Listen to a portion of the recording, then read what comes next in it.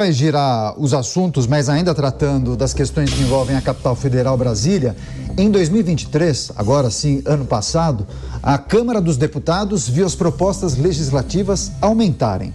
De acordo com o levantamento que foi feito pelo portal Antagonista, foram apresentadas 63.936 iniciativas parlamentares. Desse total, somente 7.745 foram arquivadas por decisão da mesa diretora da Casa, por iniciativa do próprio parlamentar, por já ter cumprido seu papel ou porque a proposta já havia sido apresentada. No levantamento, foram levados em consideração tanto os projetos de lei quanto PECs, projetos de decreto legislativo, requerimentos de informação e também outras iniciativas. Se comparado com 2022, a produtividade parlamentar mais do que duplicou. Houve um salto de 27,5 mil para 63,9 mil. Até então, o recorde era de 2021, quando os deputados haviam apresentado 41 iniciativas. Bom, vamos gerar com os nossos comentaristas. Beraldo, falar em aumento da atividade parlamentar não é necessariamente falar em propostas de qualidade, né? Que observação é preciso fazer nesse aumento das iniciativas que foram sugeridas pelos congressistas, deputados e senadores, mas como avaliar a qualidade dessas propostas?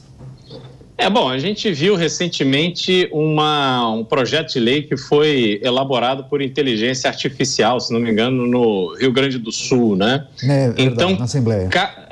Cada vez mais vai ficar claro que não é a quantidade de projetos que são apresentados. Cada projeto apresentado exige do deputado um trabalho intenso de articulação para que aquele projeto possa tramitar com chance de ser votado. Concordo que quando você coloca uma proposta mais conservadora ou mais liberal, enfim, dependendo do campo que o deputado se encontre, você terá resistências em alguns temas de aprová-lo. Agora, o papel do deputado, que representa o seu universo de eleitores, é propor algo que esteja em linha com aquilo que ele defendeu na campanha, aquilo que ele se comprometeu com seus eleitores, e trabalhar para que essas pautas avancem.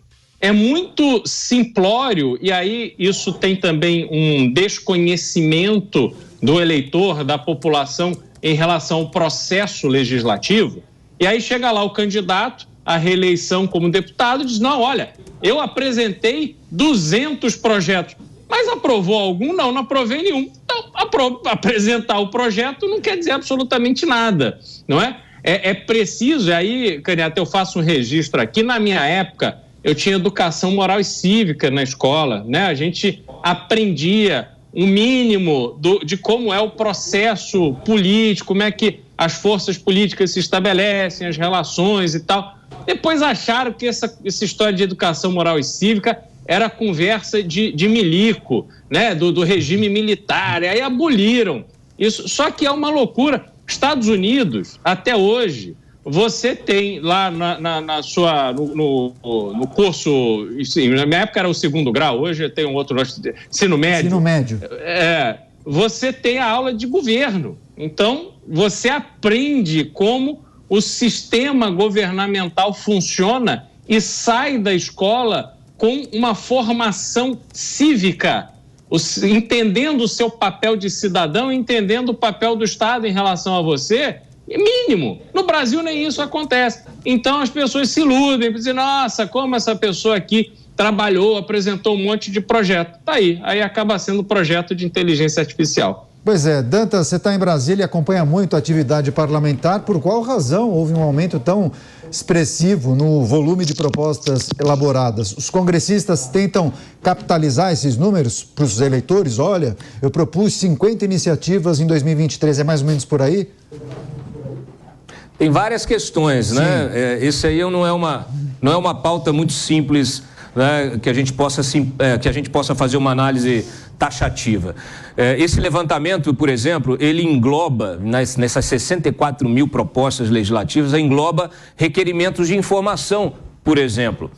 Então, só que eu não sei quantos requerimentos, porque não há esse dado, não há o dado que caracterize aqui dessas 64 mil propostas, quais foram requerimentos de informação. Por que isso é importante? Porque o requerimento de informação é uma peça fundamental do exercício do legislador. É uma peça fundamental para ele requerer do executivo e muitas vezes do judiciário informações a respeito de um tema que interessa a ele, que interessa ao debate público, que interessa ao eleitor. Então, o aumento expressivo de requerimentos de informação pode significar que realmente houve um aumento da atividade legislativa, um aumento positivo dessa atividade legislativa. Por outro lado, se aumenta apenas a apresentação de projetos de lei, o que acontece é um efeito aí um pouco dessa exposição que os próprios parlamentares hoje têm nas redes sociais, os eleitores passam a cobrá-lo diretamente, então ele meio que tem que mostrar serviço. Tem que mostrar serviço, apresenta ali um projeto, 2, 3 a cada semana para dizer, olha, eu apresentei essa proposta. Aí, claro, essa proposta acaba virando uma postagem na rede social, ela traz engajamento, muitas vezes ele vai ficar falando daquilo ali como uma ideia, aquela ideia que não foi aprovada, ele se vitimiza e usa isso eleitoralmente. A gente tem parlamentares, tem políticos, né, que se fizeram ao longo da história como políticos de uma só bandeira. Alguns viram até ministros, mesmo não tendo nenhum tipo de avanço nas suas propostas, mesmo não fazendo o trabalho político citado pelo Beraldo, que é o trabalho de articulação. E aí a gente entra num outro fator importante dessa equação, porque na gestão do Arthur Lira, nós tivemos uma redução, uma restrição da atividade parlamentar, no sentido da possibilidade de qualquer parlamentar conseguir colocar a sua pauta, conseguir colocar a sua agenda. Já é difícil naturalmente, mas com a configuração feita pelo Arthur Lira, que concentrou o poder do debate legislativo no colégio de líderes, o que ele fez? Ele restringiu esse debate ao andar de cima. Então nós temos aí um baixo clero enorme que foi desprezado pela gestão da Arthur Lira e esse preço será cobrado na eleição do próximo presidente da Câmara. Inclusive, o que eu ouço é que o próximo presidente da Câmara, seja com apoio do governo, seja sem apoio do governo, ele terá o apoio expressivo dessa bancada que foi ignorada, dessa imensa bancada, né, que foi ignorada, se ele prometer atender a esta bancada. Nós já tivemos o Severino Cavalcante como um representante do baixo clero, mas foi num momento diferente. O que pode acontecer agora é você ter uma liderança política expressiva que tenha a sensibilidade de olhar para o deputado de primeiro mandato, de olhar para a frente parlamentar com menos expressividade no debate público e prometer acolher as demandas de todos. Pois é, o Dantas mencionou parlamentares que se notabilizaram ao longo dos anos por defenderem sempre a mesma pauta. Eu me lembro de Eduardo Suplicy com renda mínima e também do saudoso e finado Arnaldo Faria de Sá, que sempre defendia as questões ligadas aos aposentados. Agora, Beraldo, essa informação que a gente destaca aqui para a nossa audiência, não tem também a ver com uma postura de início de legislatura, como bem disse o Dantas? O pessoal quer mostrar serviço, né?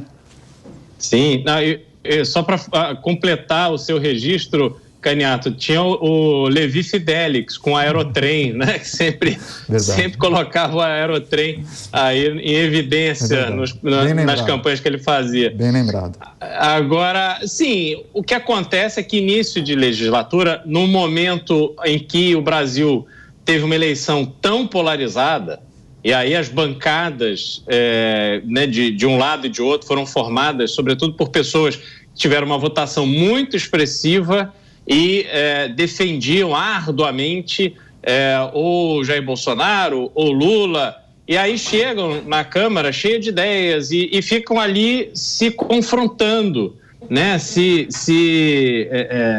Brigando, lutando por esse protagonismo de rede social, né? Como bem disse o Dantas, isso acaba servindo para alimentar a rede social, mas o trabalho realmente de corpo ali no dia a dia não é feito. E aí é preciso, de novo, que as pessoas compreendam qual é o papel do parlamentar. É muito ruim para o processo democrático quando você tem, às vezes, um deputado que está lá há 3, 4, 5, 6 mandatos e não aprova nada. Quer dizer, qual é o propósito dele estar ali? É para ser do contra de tudo e de todos? Porque são tantos mandatos que teve oportunidade de ter o presidente de esquerda, ter o presidente de direita, o presidente da casa, às vezes mais próximo, às vezes mais distante, Severino Cavalcante, Eduardo Cunha, enfim, ao longo do tempo tudo acontece e aquelas pessoas simplesmente não conseguem se articular para produzir algo relevante. E aí abdicam do papel que deveriam ter como legisladores, como representantes do povo na casa da Câmara dos Deputados, que é a grande casa do povo, não é o Senado com seu papel de casa revisora, que deveriam estar ali as pessoas de um conhecimento mais profundo e tal, que funcionam na defesa do Estado e não do eleitor, ao contrário da Câmara, que cada um está representando o seu conjunto de eleitores e a população também do seu Estado. Por isso mesmo, aí vem o lado da população. A população tem que cobrar, não só dando like e compartilhando. A população tem que acompanhar o trabalho e a efetividade do trabalho para poder cobrar, porque se você mora em São Paulo e você tem lá algum deputado de São Paulo, mesmo que não tenha sido em quem você votou, você tem não só o direito, mas a obrigação de cobrá-lo. Essa interação da população com o parlamentar no exercício do papel para o qual ele foi eleito é extremamente importante.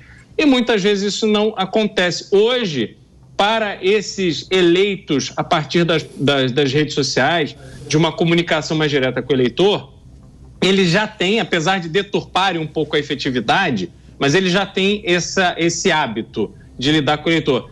Mas a velha guarda que está aí articulando para aprovar o PL da censura, que é justamente para tirar esse instrumento de comunicação direta, aquela turma que fica se elegendo ali através da distribuição de emenda parlamentar para o prefeito, depois o prefeito que recebe o dinheiro se compromete a dar tantos votos, enfim. Isso tudo tem que acabar. Isso também aí tem um outro lado, enfim, é uma discussão muito mais longa, que as pessoas terem essa possibilidade de cobrança, participação, etc. Aí você precisa ter uma outra dinâmica de educação, né? Tudo acaba partindo da educação, da formação, da compreensão de que cada um tem em relação ao seu país e o seu papel na sociedade, no processo político. As principais notícias do dia aqui em Os Pingos nos Is. Dantas, você quer fechar esse assunto? Tem algum complemento? Senão a gente gira a pauta. Não, é só para dizer que assim, essa vontade, muitas vezes, de você aprovar alguma coisa, ela passa por uma negociação política, pelo diálogo, mas também por este engajamento. Então, a gente não pode só olhar de forma crítica o parlamentar que busca nas redes sociais, nos seus grupos de Telegram, de WhatsApp, esse engajamento. Muito pelo contrário, o que eles precisam entender é que você, quando junta o profissionalismo, a técnica, o entendimento de regimento interno, o entendimento das próprias matérias, quando você se cerca de uma boa consultoria e você ainda tem o engajamento, um bom engajamento externo, né, direto com o povo, quando você fala direto com a população, com o seu eleitor, isso vamos dizer assim, o melhor dos mundos. Então, o parlamentar que conseguir juntar esses dois universos, a técnica e a popularidade, ele terá sucesso na sua empreitada. E esse é o desafio da política atual. Tá certo. A gente vai seguir